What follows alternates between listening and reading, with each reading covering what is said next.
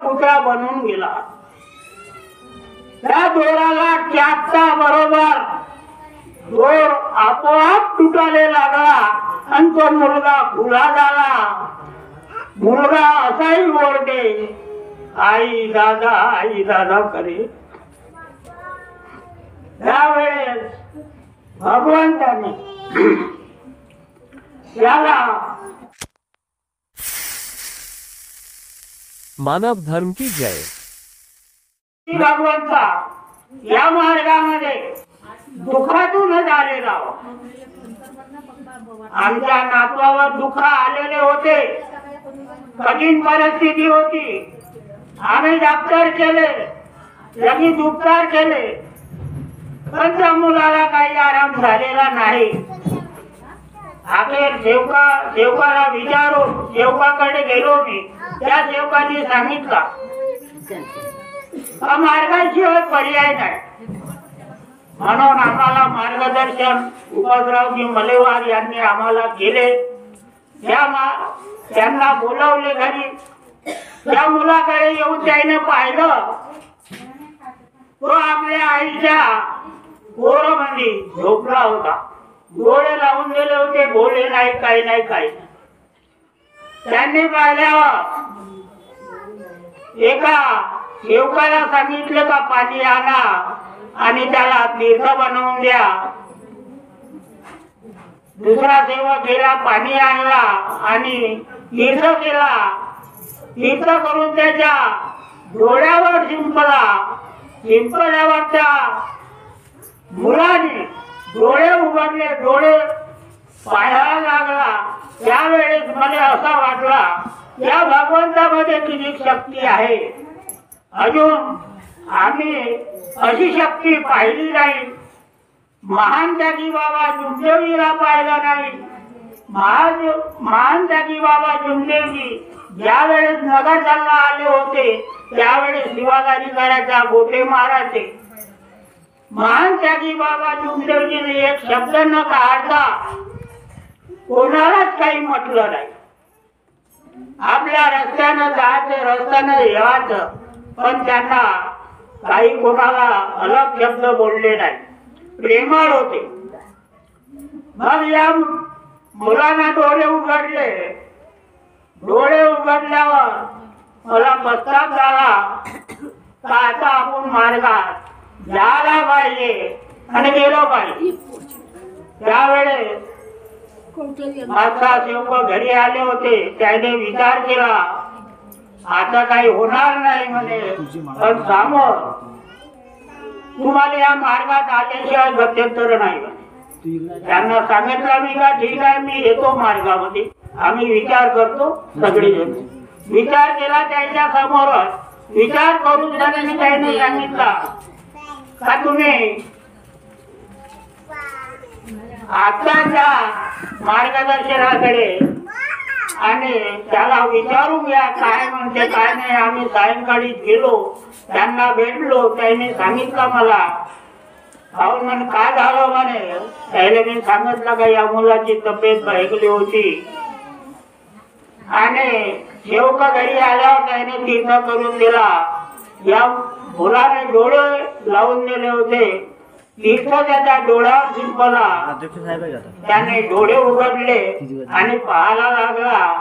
त्यावेळेस आम्हाला असं वाटलं का आता मार्गात जायचं आहे म्हणून आम्ही तुमच्यापर्यंत आले.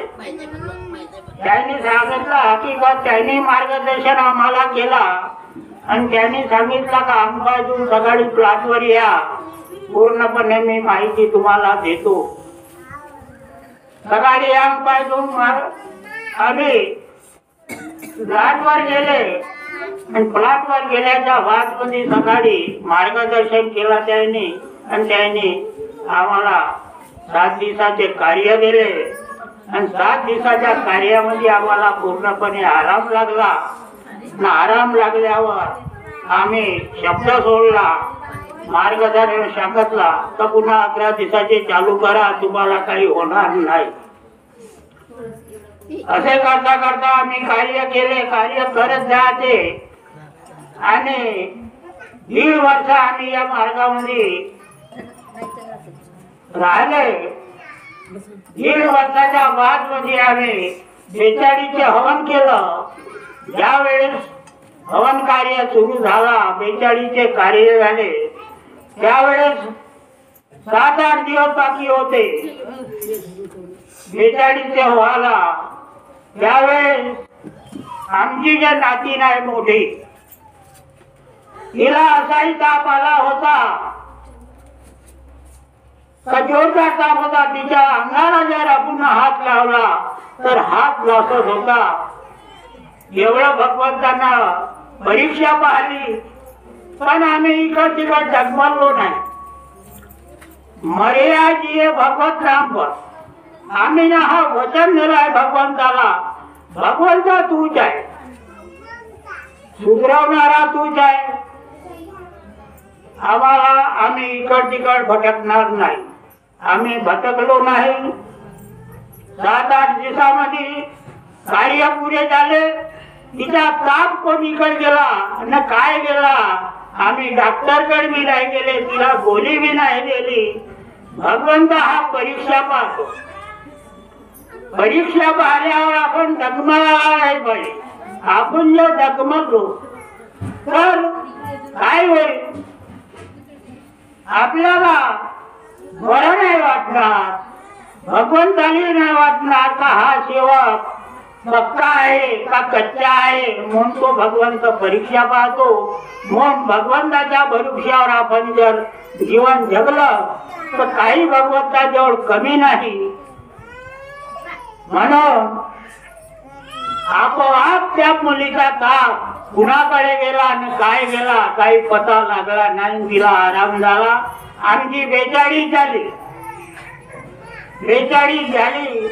सगळा आनंदात आहो आम्ही सगळे. सगळ्याला आम्हाला काही दुःख नाही. परिपूर्ण भगवंतांना आराम दिला आहे. 12 वर्षाचा त्याग केला. बाद मध्ये 12 वर्षाचा ताग येतो. त्या तागामध्ये आम्ही भाग घेतला आणि 42 घडवली. त्याही वेळेस तसाच झाला. त्या मुलीला खूपच ताप आला होता, तरी आम्ही काही घबरावले नाही. भगवंतानं तिचा ताप दूर केला.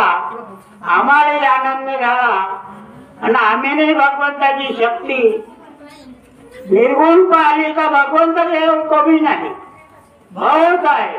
भगवंत आपल्याला दुखी ठेवणार नाही, आपल्या घरी शांतता ठेवेल. म्हणून 4 तत्व 3 शब्द 5 नियम जे आहे ते काटोकार पालन करायला पाहिजे. आणि मी करीन, तुम्हीही करा. हे घडलेली मी घटना सांगत आहे. मी ज्यावेळेस इजनी गावला गेलो, तिथं हवन होता, 9वा हवन. त्या 9व्या हवनाला मी गेलो होतो.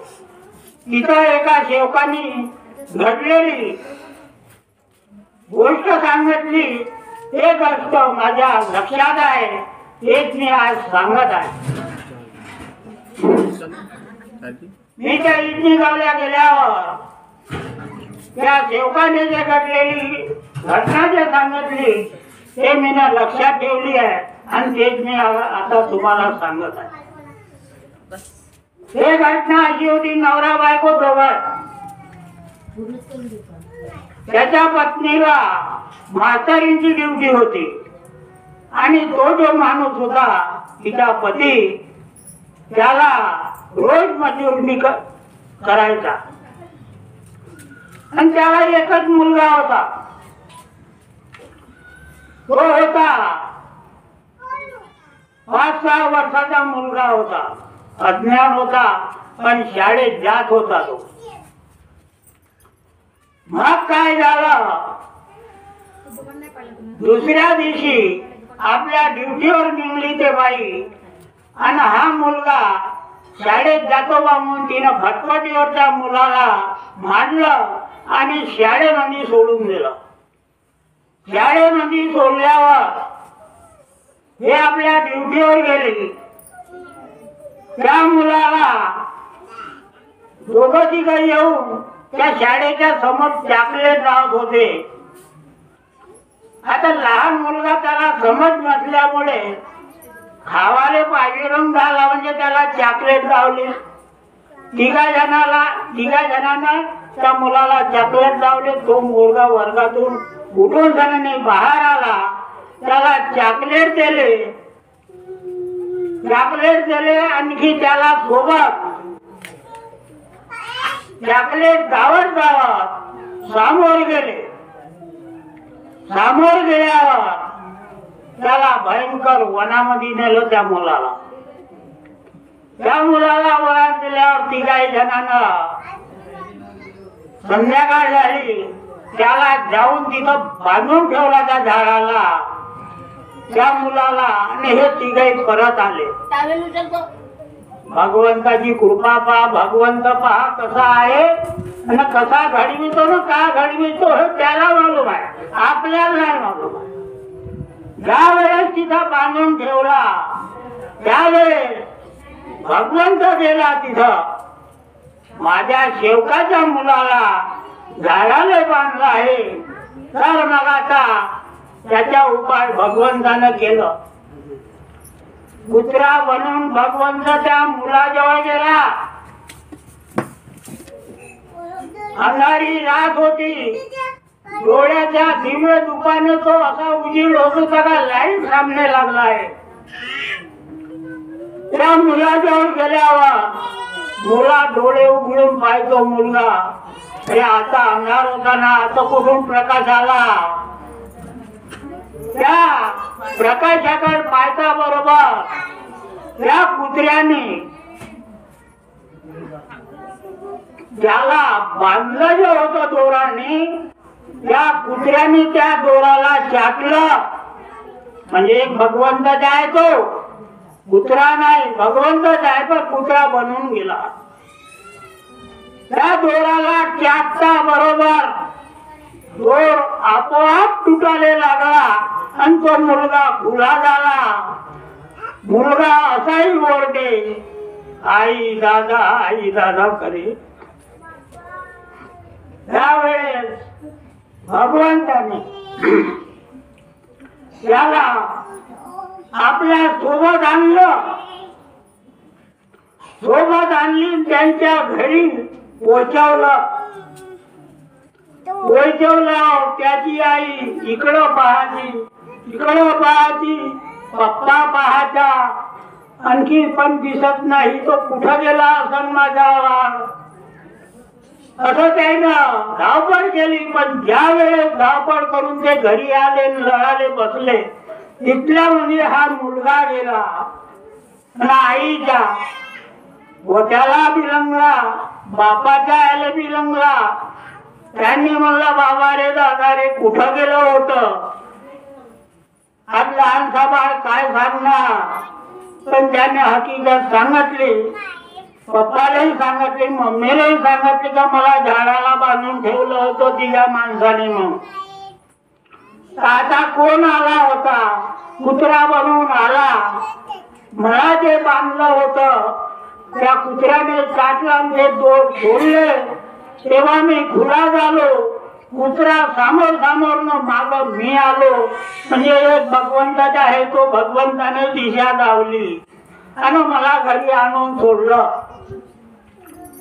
असं त्या आईला आणि पप्पाला सांगायला बसलं. घरी आलो, लढाले बसले, जेवण खावण केला, ते झोपी गेले.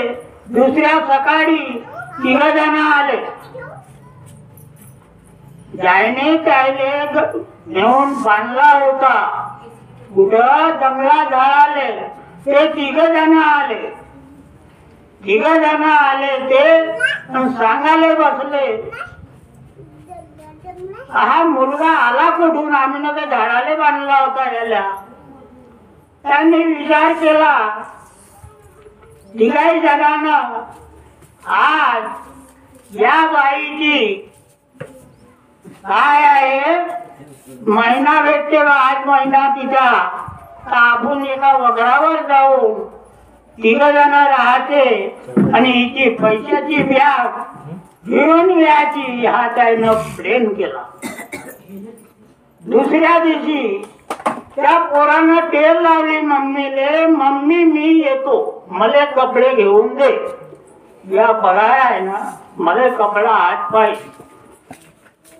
आईच्या म्हणणं पडला, पप्पाच्या पडला का लहानसा मुलगा आता तिथल्या दूर जाईन, ड्युटी तिची आहे आणि याले कपडे आपण आपल्या इकडे घेतले तर नाही होणार का. पण त्यानं टेर लावली. मम्मीनं आपल्या फटफटीवर बसवून आपल्या ड्युटीवर नेला. तिकडं तिचा पगार झाला. पगार होऊन सगळ्यांनी त्याला कपडे घेतले. संध्याकाळ झाली. संध्याकाळ होऊन गाडीनं वापस आले. आता हे तिघ जण त्या वगरावर होते का नाल्यावर. बाई आपली फटफटी करून आपल्या पोराला येत आहे. तिला आडवे झाले. पहिले एक जण गेला. तिनं फटफटी थांबवली त्या बाईनं. एक जण गेला. त्या बॅग होती तिची फटफटीला. त्या फटफटीच्या बॅगेले ओढण्यासाठी गेला का नोट महादेवड येतील बाईची. पण भगवंत एक आहे. भगवंत पाहत राहतो. आपल्या जवळ 24 तास भगवंत आहे. तर त्या फटफटीवर जाता बरोबर हा असा पुरवतात बरोबर तो पडला इकडे बाजूले. तो बहिरा झाला. अरे हा पडला. आता आपण दोघ जण राहिले. आपण दोघं हिची बॅग नेऊ. दुसरा आला. अरे दुसरा आला. तो पूर्वाले गेला. तो एखादा पडला. तो भोकना झाला. आता राहिला एक जण. दोघं तर पडले. आता मी जातो. मी नेलो तिची बॅग आपल्या घरी. तो पूर्वाले गेला. अरे तोही पडला आणि त्याचा लग्नच पाहिला. तिघही पडले. बाईचा मुलगा बाईची बॅग फटफटीवर. आणखी ते बाई चालू केली फटफटी आणि समोर निघले. घराच्या वाटेने निघल्यावर ते घरी आली. तिच्या पतिदेवाना तिला विचारला, आज कसा टाइम झाला, काहून झाला. तू दररोज सकाळी येत होती पण आज तुले 7-8 वाजून राहिले, का कारण झाला. या बाईनं आपली स्टोरी सांगितली. आई म्हणे मी आपला पगार घेऊन येत होतो. बापू समोर होता. मी घेऊन पटपटी येत होतो. मला 3 जण आडवे झाले. माझी बॅग शिनत होते. मग काय केली तुला. तिचा पतिदेव म्हणे आपल्याला काही भीती नाही. भगवंत तुझ्या जवळ आहे, माझ्या जवळ आहे. काही भीती नाही. भगवंत असल्यावर कोणती फिकर आहे आपल्याला. करता करता तो आहे. हिंमत ठेवायची, हिंमत सोडायची नाही. तिला सांगितलं. मग जेवले खावले झोपले. हे 3 जण सकाळी तिच्या घरी गेले. कोणी लंगडा झाला तर कोणी भोकणा झाला तर कोणी बहिरा झाला. हे 3 जण आले.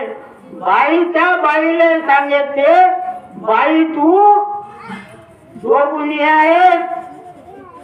याच्यावर मंत्र आहे. आम्हाला 3 जणाले पाळली तुला. याच्यावर लगेच गुण आहे. तो गुण आम्हाला दे. त्या बाईनं सांगितलं, महाजोड छूच्याची दवाई नाही. मी छूच्यावाला आहो नाही. माझ्या जवळ हा भगवंत आहे. माझ्या घराला फोटो लागली आहे. त्या फोटोकडे मी पूजापाठ करतो दररोज. तो भगवंत माझ्या जवळ आहे. मला काही कमी नाही. तो सांगायला बसला भगवंत नाही पण तू दोघुणी आहेसच म्हणे. तोही म्हणे दुगुणी आहेस म्हणे. तो तिसरा म्हणे तोही दुगण. माझ्यावर काही शक्ती नाही. दुसरा तिकून एक जण आला. अरे काय तिच्याकडे पाहता म्हणे, काय बोलता. तिच्या घरी भगवंत आहे. तिच्या जवळ भगवंत आहे म्हणे. काय तुम्हाला पाहिजे म्हणे. नाही म्हणे हे छुचावाली बाई आहे. अरे छुचावाली नाही आहे म्हणे. आम्ही इथले दिवस पाहून राहिले म्हणे. त्या बाईचा स्वभाव कसा आहे काय आणि तुम्ही छुचावाले म्हणता म्हणे. हो का म्हणे. हो. तर मग म्हणजे छुच्यात आम्ही म्हणत होतो म्हणे का छुचावालीच आहे. मग आम्हाला मार्गात यायचा आहे. अरे मार्गात यायच्या तर असं हिच्या घरावर येऊ का तुम्ही मार्गदर्शकाच्या घरावर द्या. आणि त्याच्यावरून शब्द द्या काय करायचं आहे काय नाही म्हणतो. त्या बाईवर धक्का टाकता का ते तिघाचे तिघही उठून पळाले. 4-8 दिवसाच्या बाद ते तिघही मार्गात आले. का नाही हा मार्ग चांगला आहे, सत्याचा आहे, म्हणून या मार्गात आपल्याला जात आहे. म्हणून ते तिघे त्या मार्गदर्शकाकडे गेले आणि त्यांनी शब्द घेतला, मार्गदर्शन केलं त्यानं आणि ते मार्गात आली. तेही सुखी जीवन आहे, त्याही बाईचं सुखी जीवन आहे. म्हणून मी म्हणतो का 4 तत्व 3 शब्द 5 नियम जीवनात पाळा मी पाडी. गेल्या कर्माची माफी मागून आपले मी 2 शब्द समाप्त करतो. सगळ्यांना माझा नमस्कार आहे. माझ्या बाबाचं नाव किती छान, याला म्हणतात बाबा हनुमान. त्याला चला जाऊ दर्शन घेऊ चरणी वाहूयात ना आणि म्हण माझ्या बाबाचं नाव किती छान, माझ्या बाबाचं नाव किती. सगळ्यांना माझा नमस्कार.